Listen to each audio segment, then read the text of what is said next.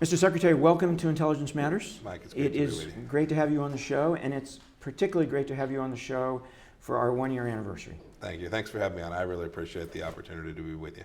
Thanks. We also just passed your 1-year anniversary here at State Department, April 26th. So congratulations on that. And just for a little foreshadowing, I want to ask you a question at the end about your 1-year anniversary. But maybe the place to start, Mr. Secretary, is, since this is Intelligence Matters with intelligence, what's your battle rhythm like with regard to your consumption of intelligence? What does your kind of average day look like in terms of consuming intelligence? Yeah, it's a great question, Mike. You know, it's changed a little bit since my previous role at CIA.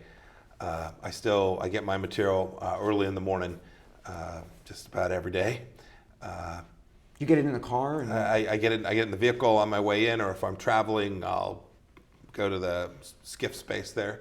Sometimes I'll finish up the reading, depending on how much material there is for that. I'll finish up the reading while I'm here. I have a trained professional who's there with me to assist where I have questions, things I want to inquire about further, or frankly, things that I see and don't make sense to me, to try and make sure I really can understand. Is this somebody from the intelligence community? Somebody from the intelligence community who assists me.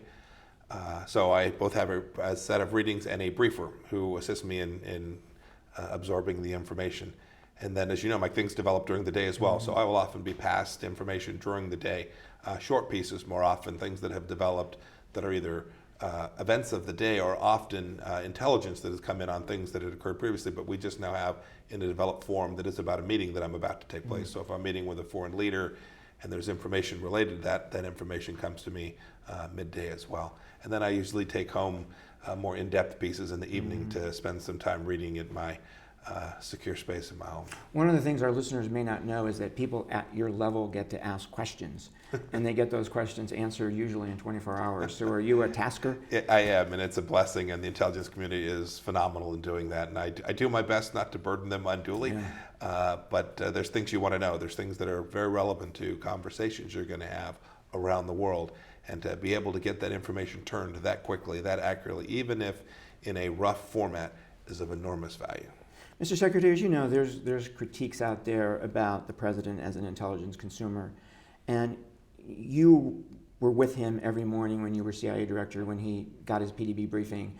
You're with him now in policy meetings when he gets that intelligence. Could you describe him as an intelligence consumer? Yeah, sure. I've said this before.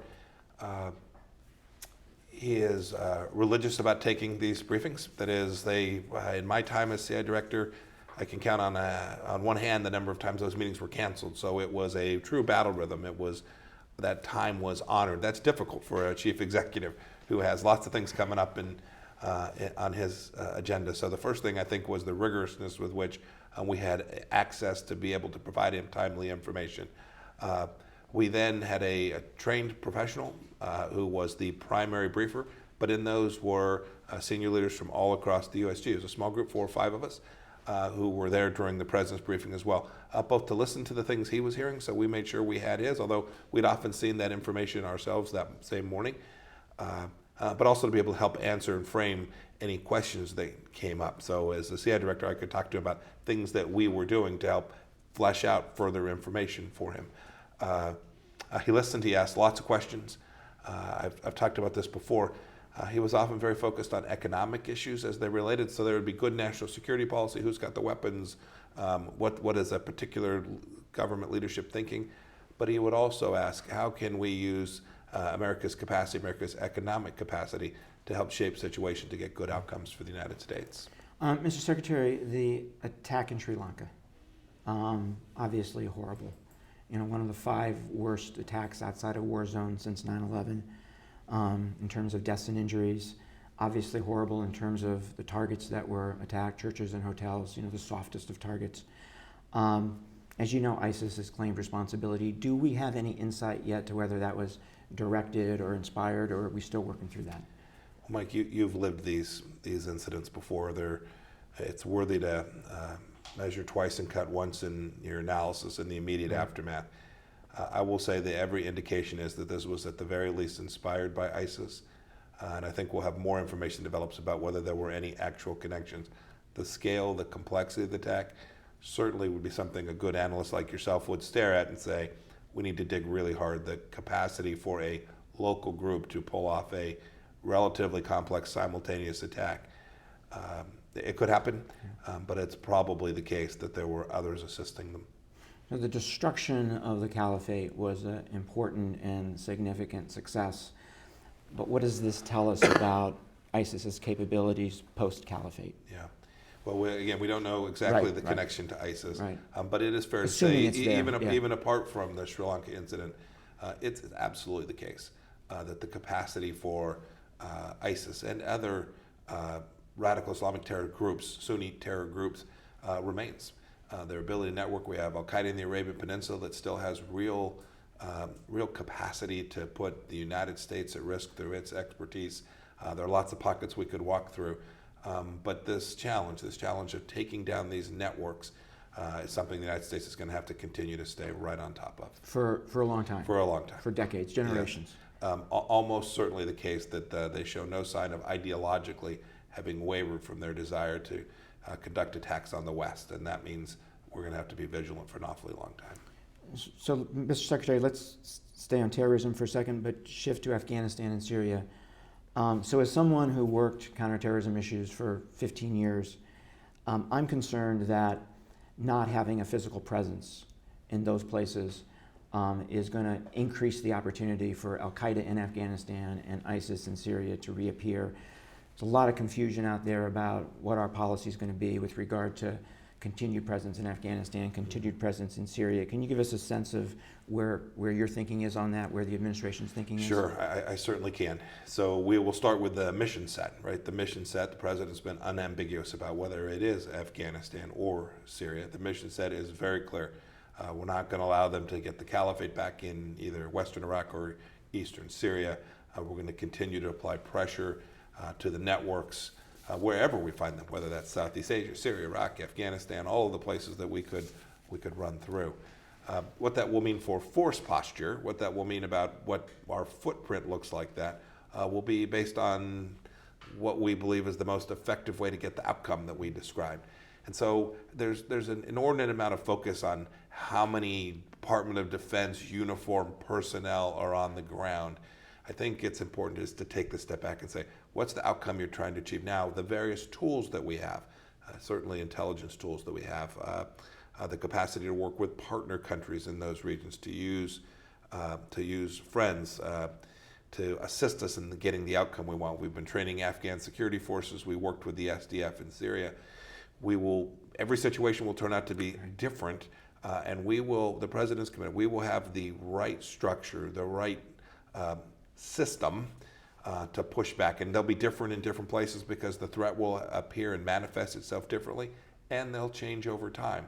So when you hear the president, and this is important, when you hear the president talk about Afghanistan, we understand the threat and the risk, but the question is now, a decade and a half on in, do we have the right posture, broadly speaking, there? And if not, can we get to that right place? And if that right place looks like a significant smaller footprint for the United States of America, we are determined to do it, to put less of our young men and women at risk. So the president talks about these endless wars ending. I think that's the right approach. The counterterrorism mission remains. Yeah. So I thought one of the most effective ways to deal with this problem was having partners do it for us, right? Right. Because then we're not the ones doing it, right? And that's really important. I talked about that when I answered the last question. We have to have partners. We have to have friends. We have to have allies. We certainly see this on the intelligence side. We use really capable partners and share intelligence to get good real-time information.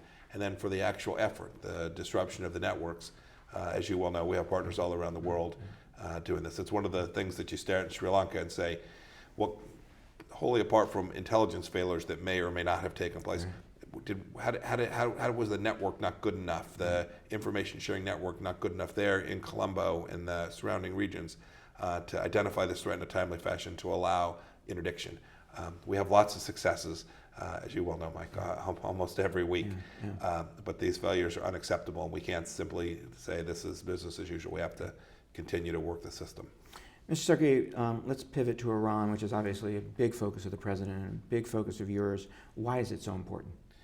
So Iran is important, as it turns out to be central to our Middle East policy, our desire to reduce violence and create stability in the broader Middle East context. So when you look at President Trump's strategy in the Middle East, it is how do you reduce terror risk? Who are the folks with the resources and money? And it turns out as you peel back the challenge today in Lebanon from Hezbollah, you peel back the challenge in Yemen from the Houthis, you look at the risk that Iraq won't be able to stand up and have an independent sovereign nation. Those often emanate from the Islamic Republic of Iran. So that's how we arrive at Iran as a central pillar of our Middle East efforts. There are lots of pieces to the effort there. Some of them are Iran specific, some of them are broader. But make no mistake about it, we do see the Islamic Republic of Iran as central to the instability we see in the Middle East today. So your strategy is to force them back to the negotiating table to get a better nuclear deal and to get them to stop messing around in the region. That's right. That's right. Not just the nuclear deal. Both. To get them to behave like a normal nation is the best way to characterize it. And you're increasing the pressure. You're increasing the pressure by doing away with the handful of oil waivers that were out there. You're increasing the pressure by designating the IRGC. Just one question on that. So when I was at the agency, it was the Quds Force, right? Part of the IRGC that was the organization that committed terrorism. What was the logic of designating the whole group? So it's still true. It is the Quds Force that is their expeditionary force, truly driving the terror element of the Islamic Republic of Iran's campaign around the world, underwriting Hezbollah, working with the Houthis in Yemen. It is the Quds Force that is most central to that. They work at the direction of the IRGC leadership. And then the second piece of this is the IRGC is also, it's a mafia family. They also own roughly 20% of the Iranian economy. So and the IRGC has penetrated the construction industry, big pieces of the Iranian economy. And so this designation permits us to go after those places where there's real wealth creation opportunity that ultimately gets to the Quds Force. And our mission set is very clear. If we can reduce the capacity of the Quds Force to spend, pick a number, $700 million to $1 billion a year on Hezbollah, if we can take down that capacity, they won't be able to pay salaries. It will be more difficult for them to generate external terror. The designation gives you real leverage. It does. So the Iranian strategy, to me at least, maybe the analysts at CIA have a different view, but the Iranian strategy to me seems to be wait you out, right? Hope that 2020 gives them a different president who's going to rejoin the nuclear deal. Is that your sense? And if that's what they're doing, how can we put even more pressure on them? So my sense of the Iranian strategy is to develop a resistance economy. I think it's probably the case. They wish these policies were different, and they probably are looking for the moment when there'll be new leadership in the United States, and perhaps the United States policies will change. I actually think that's a fool's errand. My view across a broad political spectrum inside the United States is there is a consistent view of the risk from the Islamic Republic of Iran. There's lots of debate about the JCPOA, but more broadly speaking, I think everyone gets the terror risk. So I think that's a bad strategy for them, but I suspect it's theirs, and I'm sure there are people whispering in their ears, just hang on until there's an election in November of 2020 in the United States, and perhaps your fortunes will shift. Our effort in this administration is to make sure that we lay down the right policy for our time on duty, our watch, and I'm convinced we're truly getting there. You can see it in the things that are happening inside of the Islamic Republic of Iran. Not only the economic distress, which is mixed. We want good success for the Iranian people, but make no mistake about it, their capacity to distribute terror around the world is reduced from where it was even just 12 months ago. So you know these guys, right? And so at the end of the day, do you think they're capable of changing this regime? No, the individuals in this government aren't. And I know I hear lots of talk about moderates there. I just don't see it. It's moderates in an Iranian context, right? It's moderates who believe in the Islamic element of the republic. And so once you've given up on the capacity for democratic governance and have turned this into an Islamic revolutionary state, I no longer put you in the moderate bucket.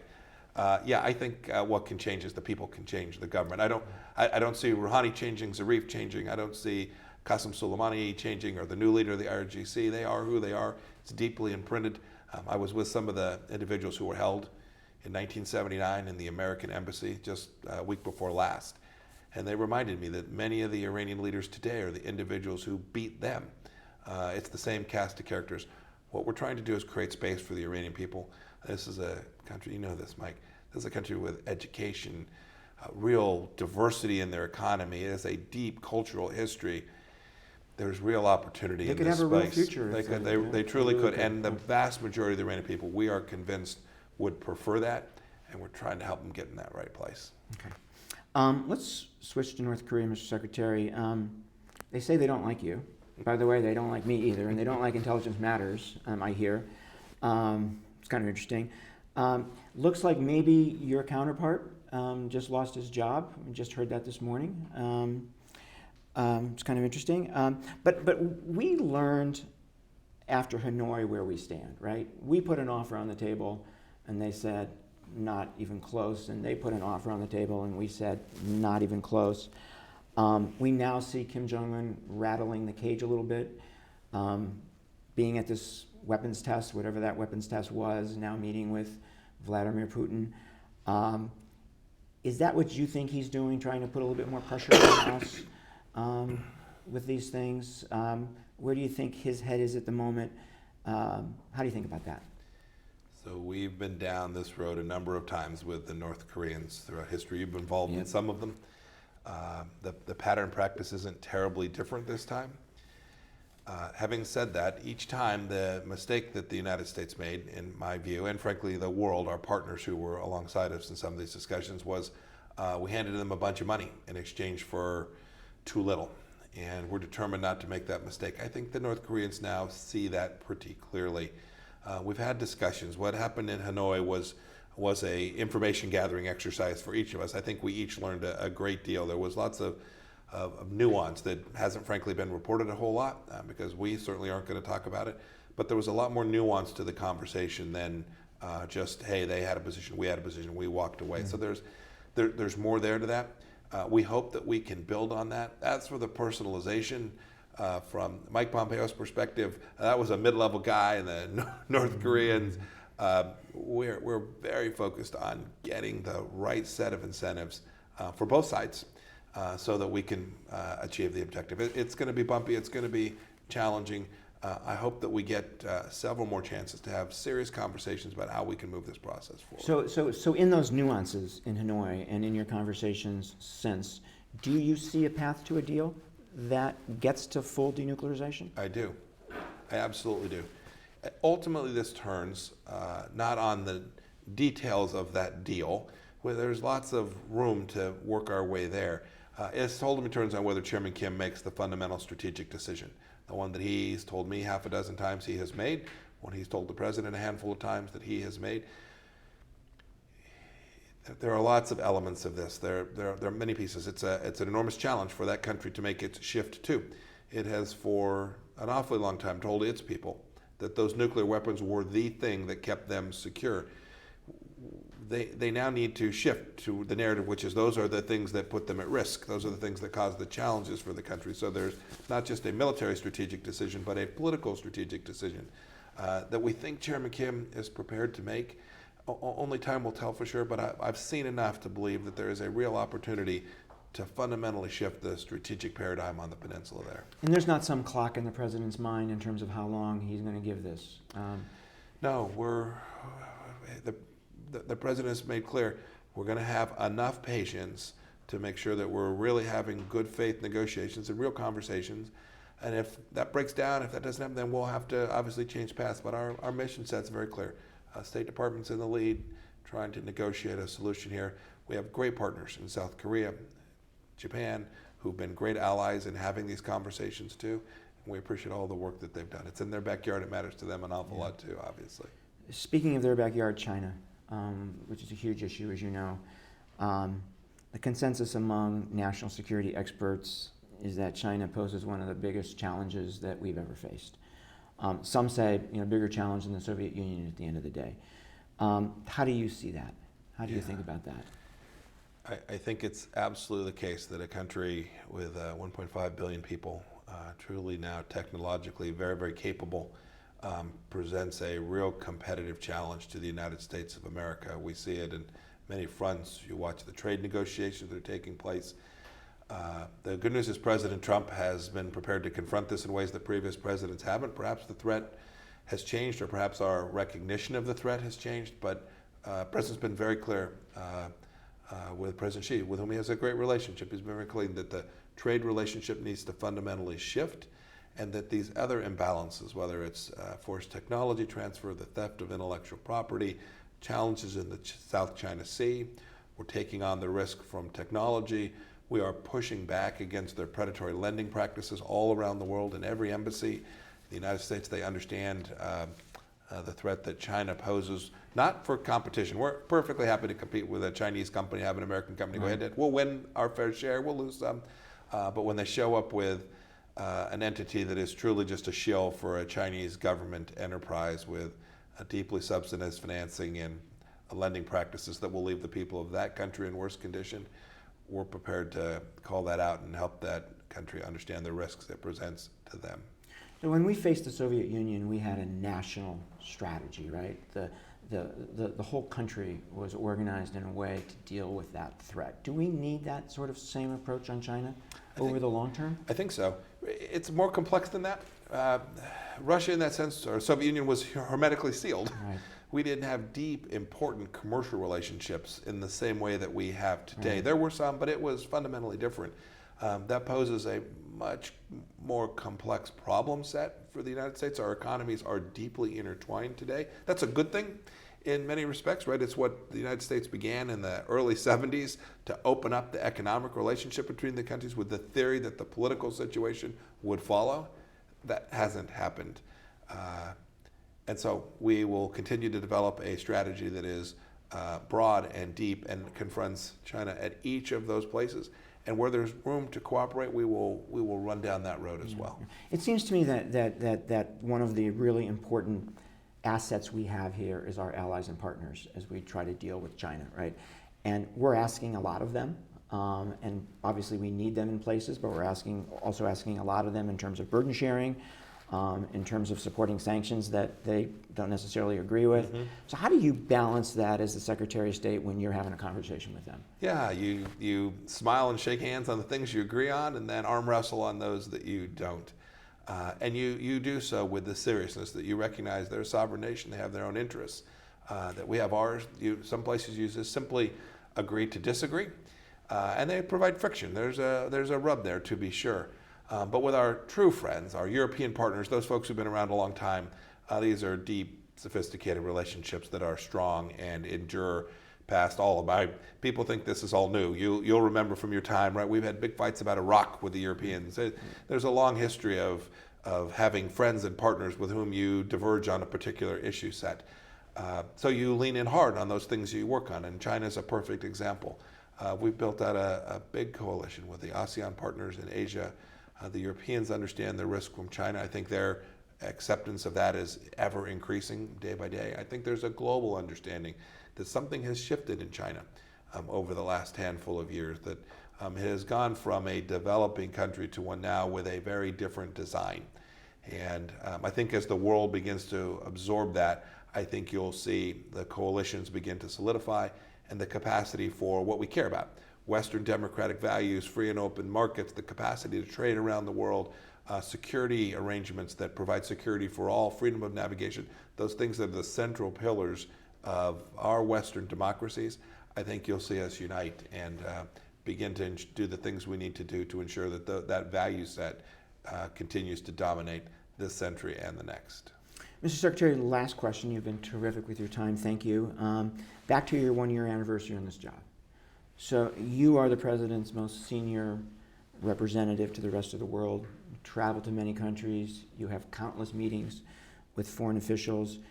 What have you learned about America's role in the world? And the reason I ask is there's a division here in the United States between those who think we should engage less in the world and those who think we should engage more in the world.